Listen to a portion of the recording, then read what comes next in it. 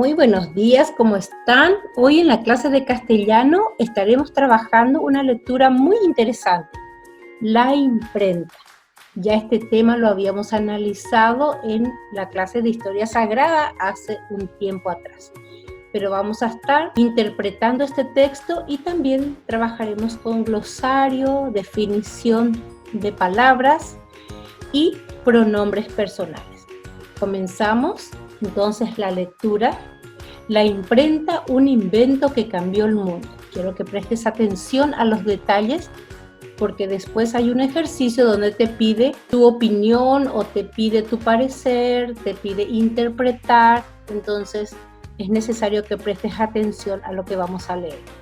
Antiguamente los libros eran escritos a mano. Los escribientes, o sea, las personas que escribían el texto, pasaban años redactando libros para que solo algunas personas los pudieran leer. En China este trabajo se hacía especialmente largo ya que los ideogramas eran muy complicados de trazar. Es así que este pueblo buscó una manera más fácil de reproducir textos escritos. Grabar para imprimir.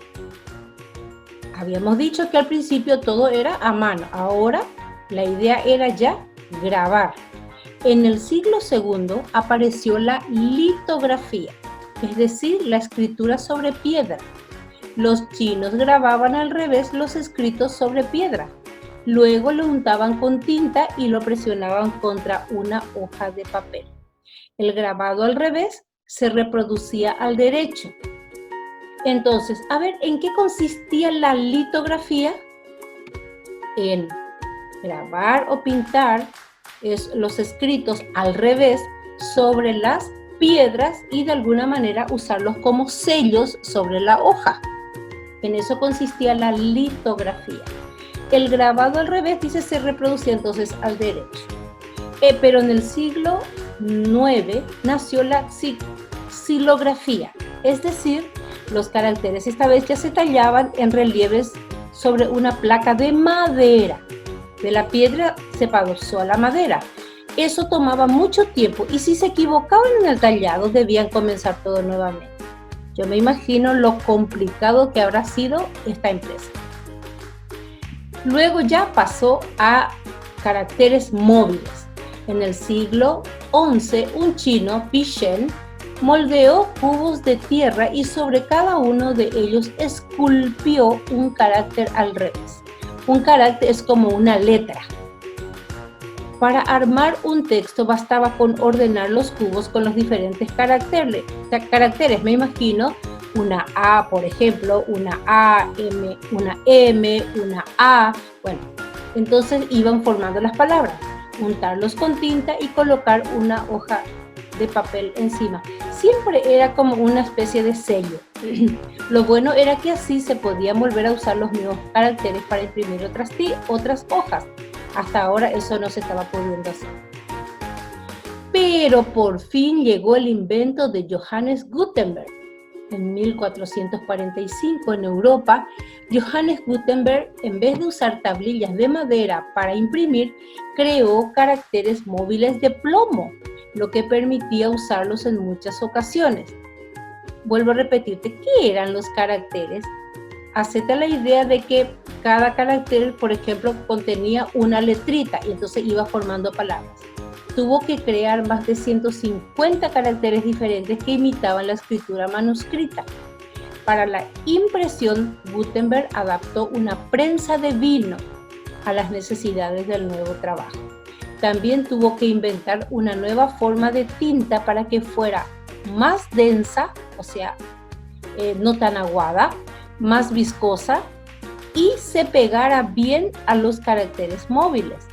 En 1450, gracias a su invento, pudo imprimir su primer libro, la Biblia. Nadie podía creer que en tan poco tiempo pudieran tener una copia de un libro. Antes se demoraban años en hacerla. Habíamos estudiado en la clase de Historia Sagrada, cuando estudiamos este tema, que gracias al señor Gutenberg, muchas personas tuvieron acceso a la Biblia que antes era prácticamente imposible. y después del invento de la imprenta, que por supuesto cada vez se fue modernizando más, muchos y muchos ejemplares dieron vuelta al mundo y todas las personas que querían podían tener acceso. Por supuesto, todo ese trabajo en aquella época todavía era muy básico, muy rudimentario y muy difícil. Gracias al invento del señor Johannes Gutenberg, hoy en día se pueden imprimir miles, millones de libros que pueden ser leídos por todas las personas que pueden acceder a un libro. Inclusive los libros son muy baratos y están accesibles a todo el mundo. Antes no era así. Bueno, ¿de qué trata la lectura? Esta lectura trata del invento de la imprenta por el señor Johannes Gutenberg y de la importancia de ese invento para el mundo. También te vuelvo a llamar la atención sobre un detalle. Hay una pregunta específica en tu hoja de trabajo que trata de una de las formas de la imprenta, específicamente aquella que estaba hecha sobre piedra. Habíamos dicho que los grabados se hacían sobre piedra al revés y después se le ponía tinta y se sellaban las hojas con él. Vas a ver en tu hoja de trabajo específicamente a cuál se refiere. Muy bien, vamos a estar trabajando también con un glosario. ¿Qué es un glosario? Es un conjunto de palabras. Vamos a seguir trabajando con definiciones porque nosotros ya habíamos comenzado a trabajar con esto. ¿Qué es definir una palabra? Aquí tengo un cuadro que me ayuda muy bien a entender la idea de una palabra. En la primera parte del cuadro tengo la palabra en sí, libro. La definición, ¿qué es un libro? Siempre tengo que pensar, ¿qué es? Yo no puedo decir, por ejemplo, el libro tiene hojas. No, primero tengo que contestar a esta pregunta, ¿qué es? ¿Qué es? Entonces, un libro es un conjunto de hojas escritas ordenadas para leer. Podría ser una definición. A lo mejor vos podrías tener otra. Y al otro lado, en el siguiente cuadro, tengo el dibujo. Entonces, lo hago mucho más comprensible. Tengo otra palabra, librería. ¿Qué es librería? Puedo decir, ahí se venden libros, pero no es una mejor forma de definir. Cuando yo voy a definir una palabra, primero tengo que contestar a la pregunta, ¿qué es? La librería es un lugar donde se venden libros o artículos escolares.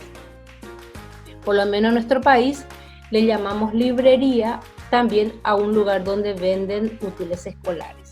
Y también en el siguiente cuadro tengo la imagen de lo que podría ser una librería, un lugar donde se venden libros. Vamos a seguir trabajando con más palabras y más adelante vamos a seguir trabajando con esto. Es muy importante que aprendas a definir muy bien. Vamos a seguir trabajando con un glosario, que son un conjunto de palabras que vamos a ir definiendo. También hoy estamos trabajando con pronombres personales. ¿Qué son pronombres personales? Son las palabras que reemplazan a los nombres. Por ejemplo, yo digo, mi tía vino a mi casa. En vez de decir mi tía, yo esa frase, mi tía, la reemplazo por ella. Ella vino a mi casa. Norma te está hablando en este momento. Norma habla en este momento. O Norma, hablo en este momento. En vez de decir mi nombre, digo yo hablo en este momento. Yo está reemplazando al nombre Norma. Y puedo decir, por ejemplo, tú o vos, y puedo decir tu nombre. Tú está reemplazando tu nombre. De paso, aquí en esta región, en América, muchos países de América, especialmente en nuestra región, no se usa tú, sino que acá en Paraguay especialmente usamos vos. Usamos vos. Por eso es que te hago esta salvedad. Los pronombres personales singular que señalan a uno solo son yo, tú y él. Pero te pongo entre paréntesis vos en vez de tú, porque realmente ese es el que se usa aquí. Vamos a hablar de nuestro país, en Paraguay. Y plural ya señala a más personas, nosotros, vosotros y ellos. Pero en realidad ese vosotros ya no usamos nosotros. Vosotros lo podemos leer en la Biblia, por ejemplo. Es una forma de hablar más antigua. Nosotros ya hablamos de ustedes.